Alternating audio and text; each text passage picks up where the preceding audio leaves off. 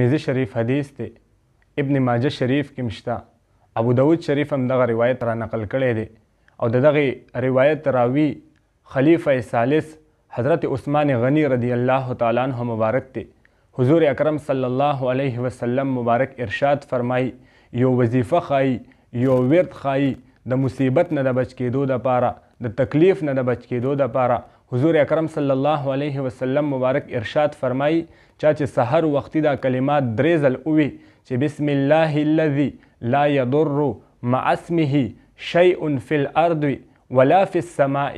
وهو السميع العليم. محبوب می فرمای چا چې سحر وختي دغه کلمات درې ځل ووي، د دې کلماتو فضیلت دا دی، د دې برکت دا دی چې په تمام ورځ کې په دغه انسان باندې به بیماری حمله نشي کولی، بیماری به په ده باندې اټیک نشي کولی، او په دغه انسان باندې به تکلیف نه اټیک نشي کولی، تکلیف په بې نه راځي. او محبوب می فرمایي